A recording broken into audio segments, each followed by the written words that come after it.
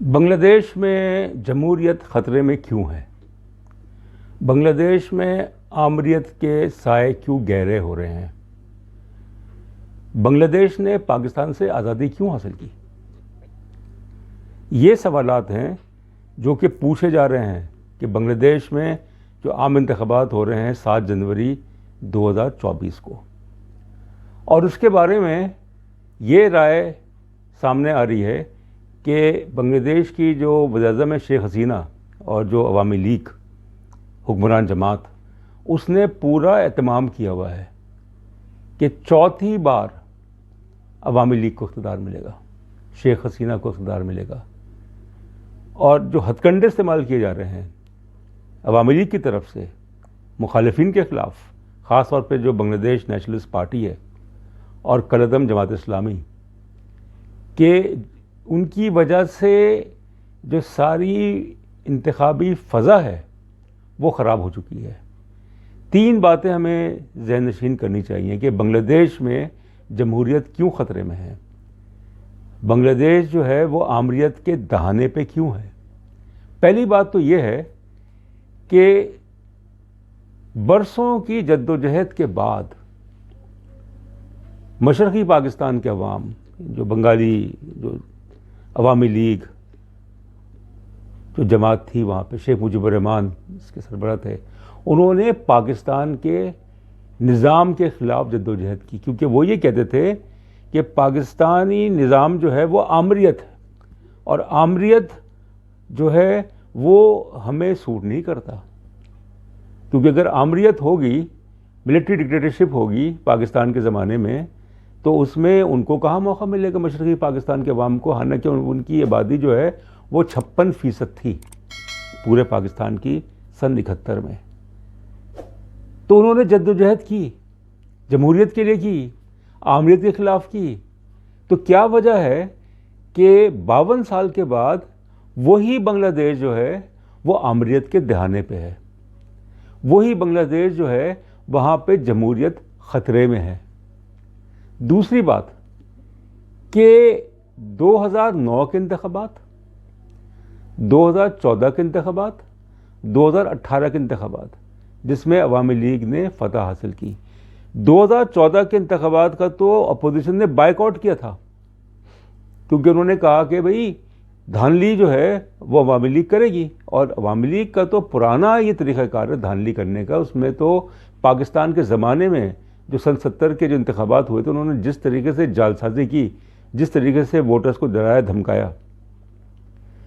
2018 के इंतख़ाबात में बीएनपी और अपोजिशन ने हिस्सा लिया, मगर उनको बमुश्किल कुछ सीटें मिली, क्योंकि अवामी लीग ने इस अरसे में ये किया है, 15 साल से ये इक़्तिदार में हैं और चौथी बारी जो है वो लेना चाह रहे हैं कि जो इदारे हैं बांग्लादेश के, जिसमें कि अदलिया, ब्यूरोक्रेसी, फ़ौज, इन तीनों इदारों को बांग्लादेश ने अपने काबू में, बांग्लादेश की हुक्मरान जमात शेख हसीना जो वज़ीर-ए-आज़म है, उन्होंने इसे अपने काबू में ले लिया है।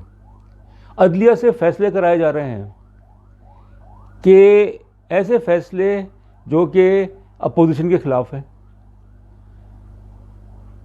कारकुनान की पकड़ धकड़, लीडरान की पकड़ धकड़, और फिर उनको ज़मानत ना मिलना और उनको सज़ा देना, उनको जेल में रखना।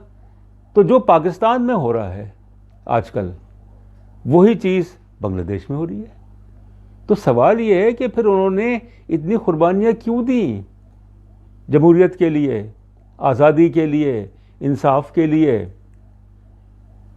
तीसरी बात यह है कि 2014 में तो जो होना था वो हो गया, 2018 में जो होना था जो हो गया, जैसे तैसे जो है अवामी लीग जो है उसने इक़्तिदार हासिल कर लिया। मगर अब जो आलमी बरादरी है, international community, America, European union, बरतानिया, ये अब तैयार नहीं है। इनका ये कहना है कि जब तक अपोजिशन जमातें जो हैं बांग्लादेश की, उनको लेवल प्लेइंग फील्ड नहीं मिलती, उनको आज़ादाना, मुनसिफाना, शफाफ इंतख़ाबात नहीं कराए जाते, उस वक्त तक वो जो है इन इंतखाबात की शफाफियत पे सवालिया निशान उठाएंगे। और फिर ये भी हुआ है कि ना सिर्फ बांग्लादेश नेशनलिस्ट पार्टी जो अपोजिशन की बहुत बड़ी जमात है, उसकी जो सरबराह हैं खालिदा ज़िया साहिबा, जो दो दफ़ा वज़ीर-ए-आज़म रह चुकी हैं, उनको हाउस अरेस्ट किया हुआ है।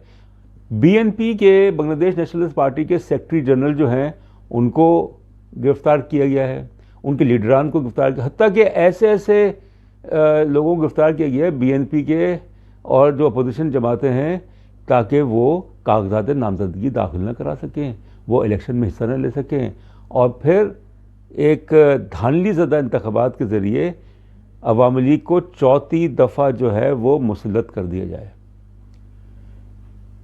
तो मगरबी ताकतें जो हैं वो कहती हैं कि हम इस दफ़ा तैयार नहीं हैं, और ख़ास तौर पर अमेरिका ने वीज़ा की पाबंदी भी लगाई कि जो बांग्लादेश के कुछ इदारे हैं पुलिस के और बाकी जो कि मुलव्वस हैं एक्स्ट्रा जुडिशल किलिंग्स, हज़ारों की तादाद में बांग्लादेश में एक्स्ट्रा जुडिशल किलिंग्स हुई हैं। भारत जो है उसका तो ज़ाहिर झुकाव जो है वो शेख हसीना के लिए है। वो तो चाहता है, जैसे नरेंद्र मोदी जो है वो चाहते हैं कि उनको तीसरी टर्म मिल जाए, वो ये चाहते हैं कि शेख हसीना को जो है वो चौथी टर्म मिल जाए। तो इसलिए मैं ये कह रहा हूँ, मैं ये समझता हूँ कि बांग्लादेश जो है वो आमरीत के दहाने पे है। अखबारात पे पाबंदियाँ, इंसानी हकूक़ की खिलाफ वर्जियाँ, जो एक फ़ज़ा होती है जिसमें कि अपोजिशन जमातें जो होती हैं वो अपनी इंतखाबी मुहिम चला सकें, वो तक वो नहीं कर सक रही। इसके लिए फिर बांग्लादेश नेशनलिस्ट पार्टी और जो अपोजिशन की जमातें हैं उन्होंने ये फ़ैसला किया कि वो अवामी लीग को किसी कीमत पे अलाउ नहीं करेंगे कि वो चौथी दफ़ा इक़्तिदार में आए। इनका मुतालबा ये है कि इंतखाबात से पहले 90 दिन पहले खालिदा जो शेख हसीना जो वज़ीर-ए-आज़म हैं वो इस्तीफ़ा दें और इंतखाबात जो हैं वो केयर टेकर गवर्नमेंट के तहत हों, केयर टेकर निगरान हुकूमत, वरना वो इंतखाबात जो हैं वो मुनसिफाना नहीं हो सके।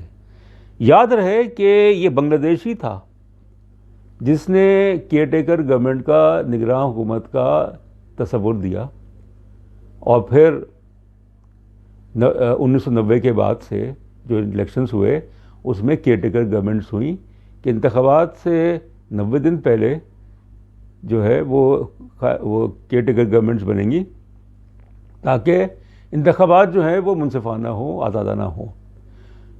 2011 में जब अवामी लीग की हुकूमत थी, शेख हसीना जो थी वो वज़ीर-ए-आज़म थी, उन्होंने आइन में तरमीम कर दी 2011 में, और उसमें वो शिक निकाल दी जिसमें केयर टेकर गवर्नमेंट जो है उसको कायम किया गया था।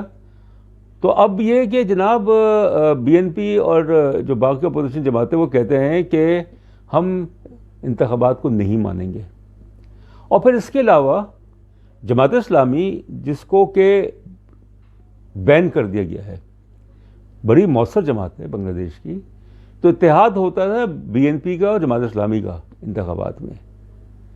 और मैंने जैसे पहले अर्ज़ किया कि जो अवामी लीग की हुकूमत है जिसको एक फैशिस्ट रिजीम कहा जाता है, वो यहाँ तक उसने अपना सरसूख जो है वो बढ़ा दिया कि सुप्रीम कोर्ट में जब केस गया कि जमात इस्लामी के ख़िलाफ़ जो हुकूमत ने पाबंदी लगाई वो उठाई जाए, सुप्रीम कोर्ट ने उसको मुस्तरद कर दिया। यानी अदलिया जो है वो पूरा साथ दे रही है, पूरा साथ दे रही है। तो इसलिए बांग्लादेश और पाकिस्तान में बड़ी ही सिमिलरिटी है कि पाकिस्तान में भी यही कुछ हो रहा है कि एक सियासी जमात के ख़िलाफ़ ताकत का इस्तेमाल, एक सियासी जमात यानी कि तहरीक इंसाफ और उसके चेयरमैन इमरान खान ताकत का इस्तेमाल कि वो चूँकि मकबूल तरीन जमात है वो इंतखाबात में कामयाबी हासिल ना कर सके। गिरफ्तारियाँ, तशद्दुद और ये पाकिस्तान में तो खैर जो केयर टेकर निगरान हुकूमतें हैं, मगर वो नाम की हैं, वो बाइस्ड हैं, वो पार्टीजन हैं। तो बांग्लादेश जो है, या तो बांग्लादेश ने पाकिस्तान से सीखा है या पाकिस्तान ने बांग्लादेश से सीखा है, और जो भी सीखा है वो गलत सीखा है। कि अगर बांग्लादेश को जमहूरियत मजबूत करनी है, जिसके लिए उन्होंने कुर्बानियाँ दी, एक पूरी तारीख़ है, और एक ऐसी कौम जो कि बड़ी बाशऊर, जो कि बड़ी मतलब आमरीत के ख़िलाफ़ डट जाने वाली, अयूब खान के ज़माने से उसके बाद भी, ये खान के वक्त भी, तो वो जमात जो है, वो कौम जो है, वो क्यों आखिर मसलिहत पसंद हो गई।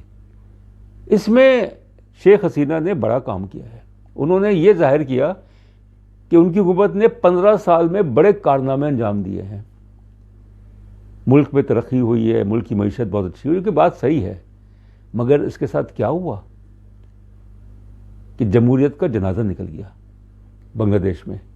कि जितने इक़दामात अपोजिशन के ख़िलाफ़, ख़ास तौर पे बांग्लादेश नेशनलिस्ट पार्टी के ख़िलाफ़, जो कि एक मकबूल जमात है, जिसको उम्मीद है कि अवाम जो है वो तंग आ गए हैं 15 साल की जो अवामी लीग की हुकूमत से, इसलिए वो हमें मौका देंगे, उसको इन्होंने मार्जिनलाइज कर दिया, उसको उन्होंने दीवार से लगा दिया।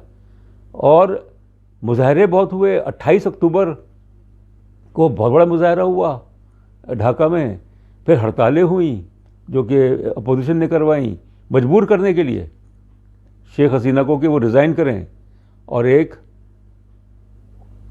केयर टेकर गवर्नमेंट, एक निगरान हुकूमत जो है वो कायम की जाए, जो कि इलेक्शंस करवाए। तो अब तो ये लगता है कि बांग्लादेश जो है वो भी पाकिस्तान के नक्शे ख़त्म पे है। बांग्लादेश के अवाम जो हैं उन्होंने भी हथियार डाल दिए हैं। उन्होंने ये गवारा कर लिया है कि जमहूरियत जो है उसको वो खुदाफिज कर दें और आमरीत को वो कबूल कर लें। बहुत शुक्रिया।